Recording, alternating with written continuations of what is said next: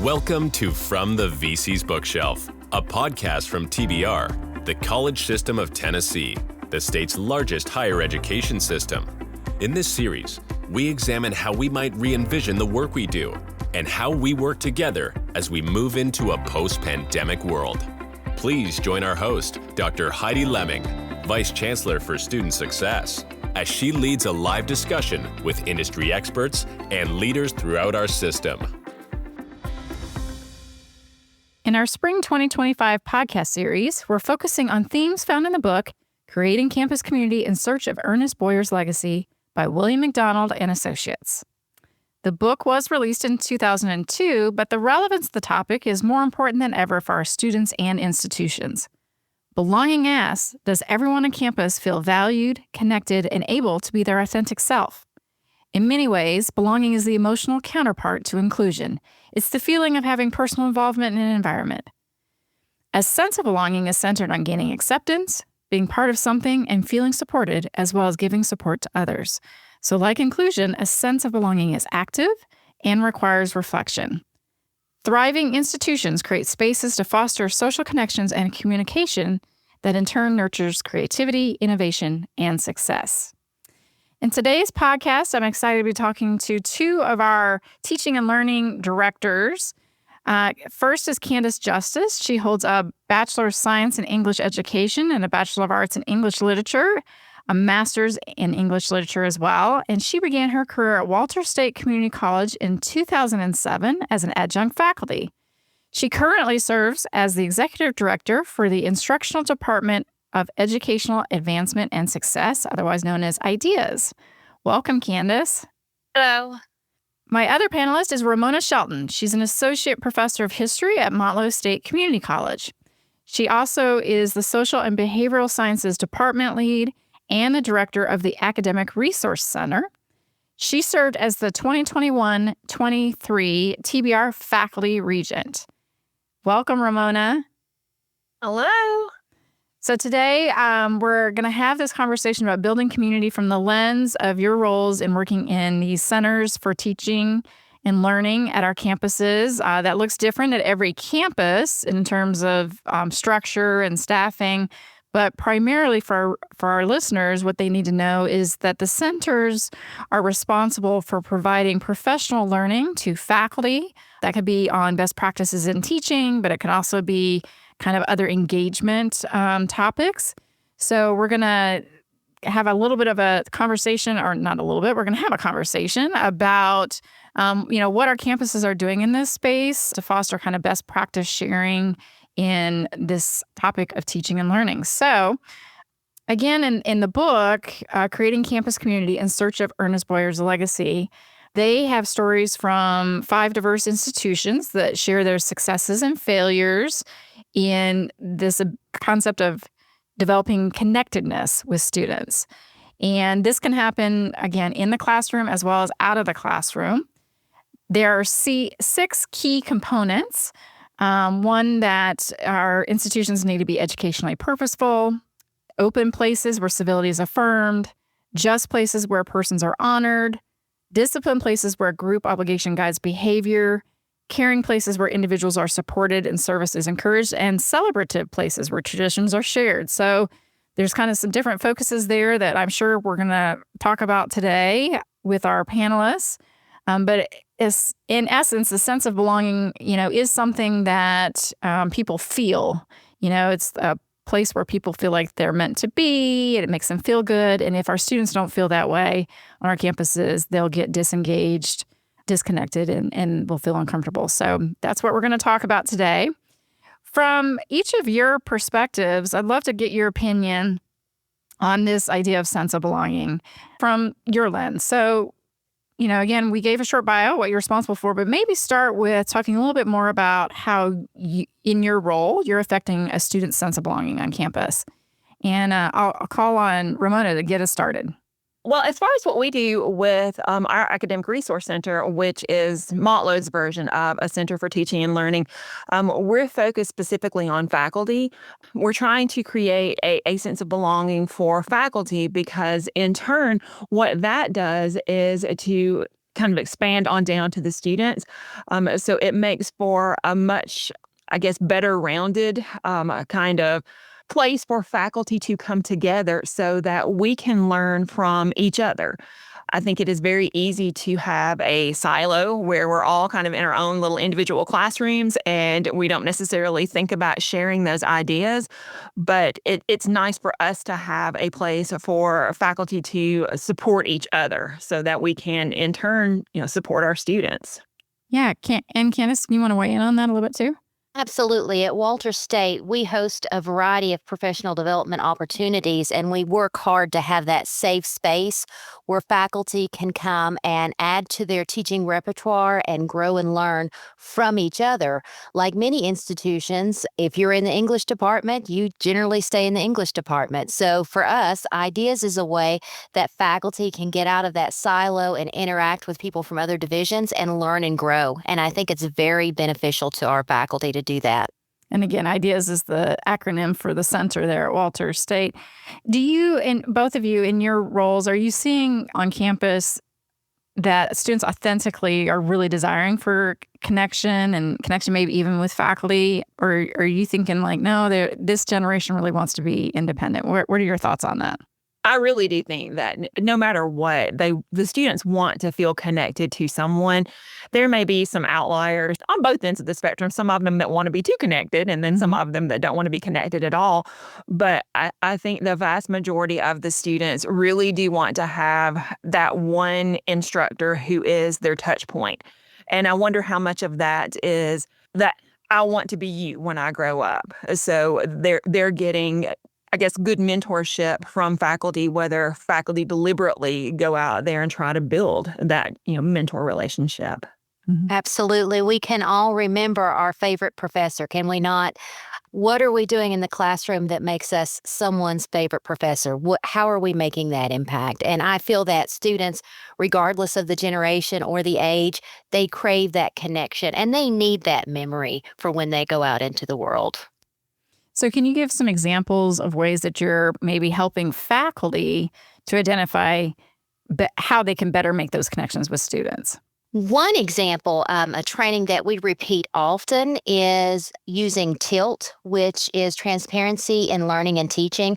And TILT is a method to put your assignments and the purpose of your assignments and your rubrics in a language that is readily available to students. And it gives purpose to the assignment so that students can connect to what they're working for. It's not just a grade. It's something that's going to improve their education and improve their career.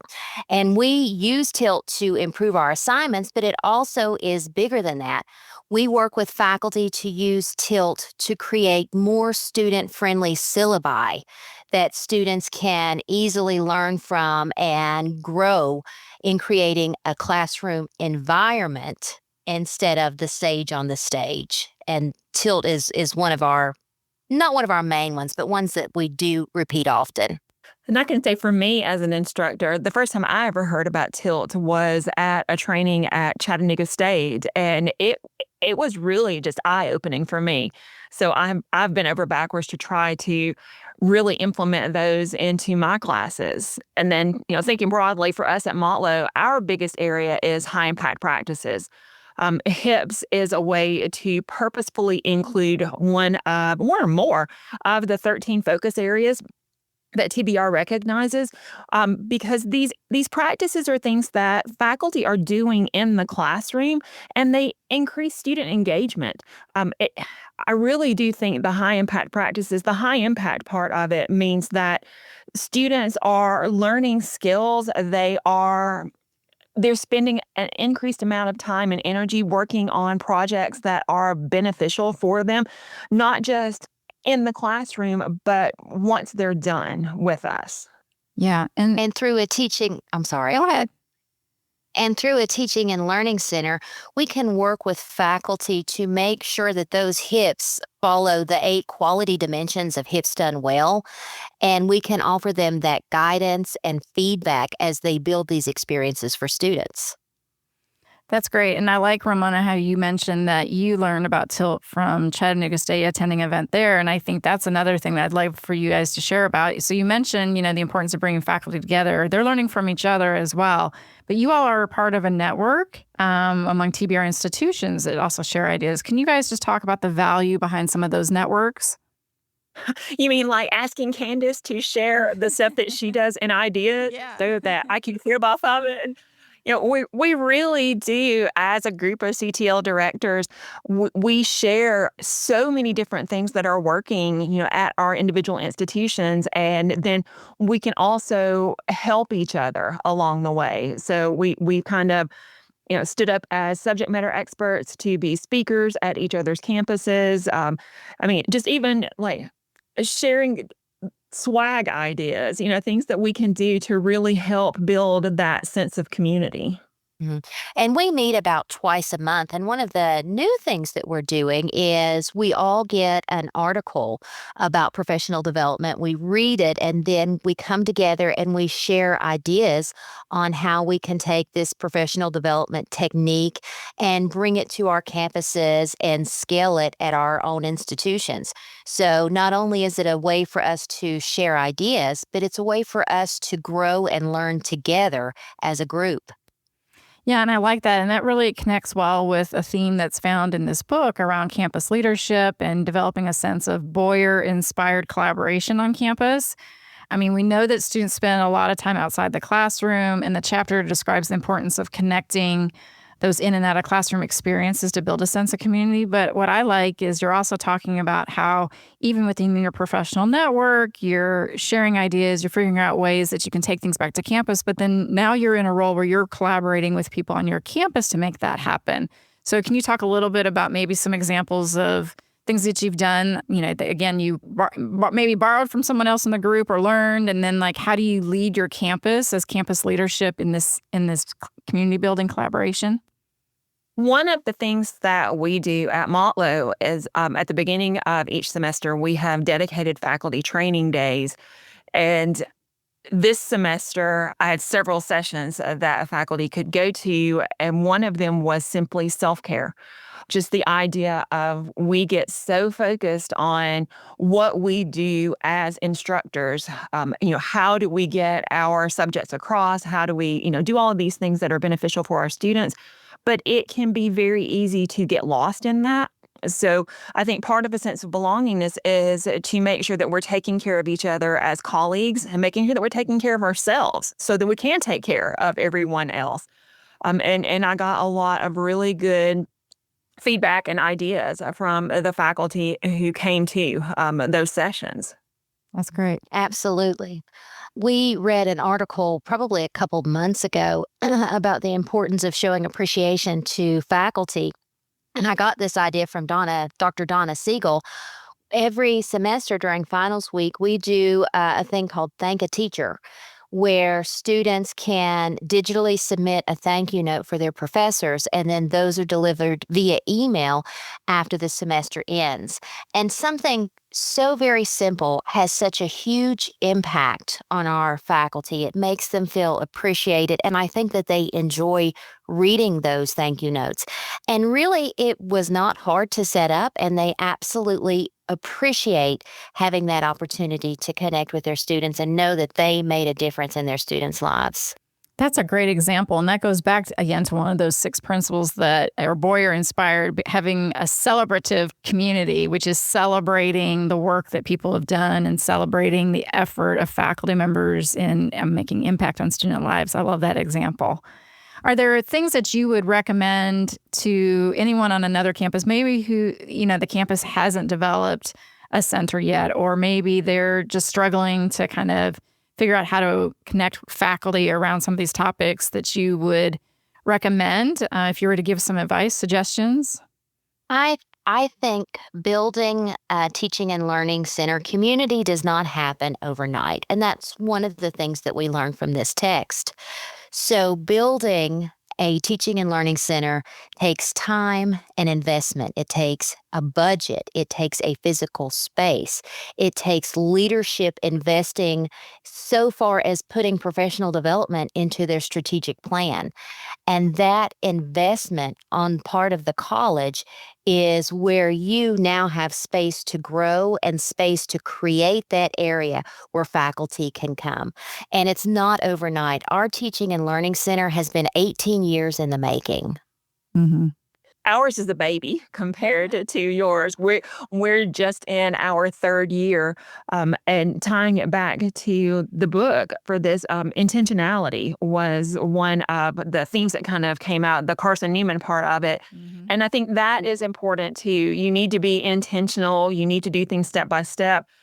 We have been lucky enough to have a very supportive president who really pushes from the idea of, lead from where you are. If you've got something that you think will be beneficial for someone, he is 100% behind you and lets you go do the work without being micromanaged. And that has really made it a lot easier for us to build what we have at Motlow and hopefully be able to keep growing.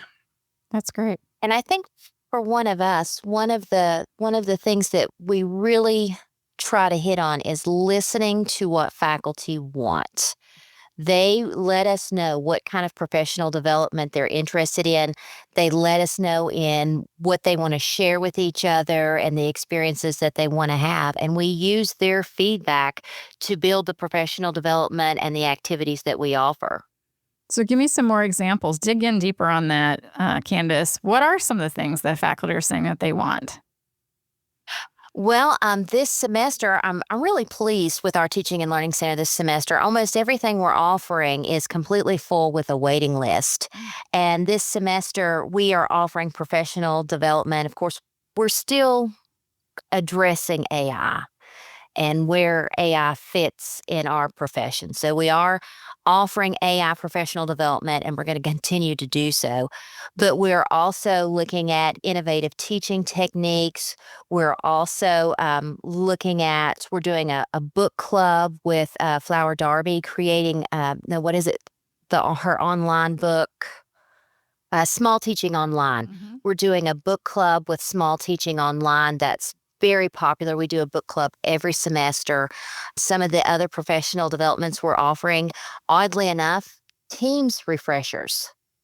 We're a little bit farther out from COVID. We're welcoming new faculty into our midst, and they are being asked to use Teams very differently, sometimes to teach classes, to interact with committees. And so something as simple as a technology-based Teams refresher course has been immensely popular for us. Mm-hmm. We're doing the same thing with D2L, because everybody just kind of got in the trenches, with online teaching during the pandemic. And now we're kind of stepping back and thinking, what are the bells and whistles? What are the things that, make it fun and interesting, and you just don't think of, just the utilitarianism of teaching. But another thing that came from our discussions of what do faculty want, what do faculty need, is a dedicated and organized mentorship program. So we're working on building that and getting the best mentors in place to guide new and slightly used faculty, as they need it along the way. Yeah. And we do a new faculty community of practice, kind of similar, Ramona, where new faculty meet every month over the span of a year, and they just learn and grow together, and they really become a part of our campus community through those meetings and sharing with each other. It's a wonderful experience for them. Yeah. So, you're giving some other examples of how you can have these little micro communities depending on the affinity group, I guess, that you're working with. Candace, you and I had a conversation too earlier. I'd like for you to speak to a little bit more about how do you do this with online students and online communities? So we actually offer the creating a sense of belongingness in online classes as its own training, because it's a completely different bird. And so when we're doing this training, some of the things that we concentrate on are the first experience students have with your class. What is the first impression you want to make? What is your instructor introduction going to look like? What is your introduction discussion board going to look like? What does instructor presence look like in an online class? And I'll give you an example, and it's really a simple example. With my online class, every Monday morning, I post a video of myself telling the students what we're doing this week and some of the things they should pay attention to. And so, right from day one, students are seeing my face, they're hearing my voice, and then through my individual emails, I use their introduction discussion boards to connect with them. So, if I have a student who's not been engaged for a week, the email is not, "You haven't completed this week's assignments." The email is, "Hey, I noticed you haven't done this week's assignments. Are you okay? Is there anything I can do to help you? What's the situation? What's the hurdle you're facing right now?" And it's changing the dynamic. We're getting to the same end, right? We want to get the assignments done, but we're approaching it in a vastly different way than we did, say, 10 years ago. And it's just that turning your approach ever so slightly that makes a difference to students. Now you're not the enemy saying, "You didn't do your homework." You're the professor saying, "Hey, I noticed you didn't do your homework. Is everything okay? Is your family okay? What's going on? Talk to me." And so those are the kinds of things that we talk about when we discuss how to create community in a class where you will never meet the people you're teaching. And so we found those strategies to be effective, and it's such a completely different experience in an online class than it is on ground. Mm-hmm. Yeah, I love those examples. It's about how we message to students and the mindset part of that too, right? Trying to encourage them with feedback rather than them feeling like, "Oh, I should just give up." Yeah, and we even do a piece about doing feedback. And it's such a simple habit to get into. When you go to grade something, start with appreciation. "Thank you for your effort in this assignment. Thank you for taking the time to do it." When I grade every assignment, it starts with appreciation before we get to the meat of the assignment. And that is something so simple, so easy to do. And to me, that's what creating that community is. It's not a 5-step process. It's 30 itty bitty tiny little things that you can do in the class that makes a difference when they all come together. Mm-hmm. You know, the other thing that the author in chapter 6 talks about in this book is the importance of building community partnerships in order to instill a sense of civic responsibility in students. So would love to hear from both of you some maybe ways that you see faculty instilling this sense of civic responsibility through their courses. Are there any examples that you've seen where that's done well? I think for us, like using our HIPS program to really expand on service learning, we're kind of in the baby steps part of that right now. But the faculty members that we do have where that is their kind of important focus area, they intentionally look for areas where students can connect with the community in a way that ties back to the class. And that is something that I think has really opened the eyes of the students that when it comes to connecting to community, it's more than just volunteering or more than just, I don't know, picking up trash. What are the most common things that people think of when it comes to, community service? And it's nice to see that tied back to specifics in the classroom. Mm-hmm. One specific example that we have, I thought this was the coolest idea ever. We have an adjunct instructor who teaches political science, and he's also very active in the political scene in Morristown, and he knows all these people. So he got all of these community people, retired judges, people like that, and they joined groups. They joined groups of students and they worked on presentations together so that the students were learning from these folks who are in the political scene in Morristown and in Greenville. And then the students actually do their presentation open to the community. And I think he said that his political science majors, it is such a life-changing experience for them to actually work on a project with someone who is in the field that they want to go into. And even general studies students seem to really enjoy that experience. Mm-hmm. That's great. You both mentioned kind of you're doing efforts with faculty around well-being and sense of well-being. How do you, again, see this in terms of with students, helping faculty identify how they can develop that sense of well-being with students? One of the things that we did this past fall, like Ramona, we host an all-faculty day during our inaugural week event. And this fall, we hosted this, we have a lot of fun. So we hosted a game called Student Services Bingo. And what we did is we brought every student service group in existence into the library, and we created bingo cards where faculty would have to find the right person. And the goal is we wanted faculty to start building better connections with student services so that when they come across a student who has a need, they know specifically who they can go to and how they can get the student the help that is needed. And our faculty really seemed to enjoy the activity. We had prizes. It was incredibly social. There was food. And so even though it was a game, it was an opportunity to build connections so that we know where to go to when our students need help. Mm-hmm. That's great. That's definitely another one of those ideas that I want to steal and put a Motlow spin on it. We do have, you mentioned like micro communities a second ago, Heidi. That's one of the things that I think we do really well is we have small groups where faculty and student services work together for that service. So whether it is counseling or whether it is food pantries, things like that, who is that small group, that you can go to find out more. And I think what would make that even more beneficial is coming up with like a centralized location so that if you're a faculty member and you have a student that has a need, you don't have to go hunt Lila Seiler down because she is the Motlow market person. You don't have to go find the counselor at your campus.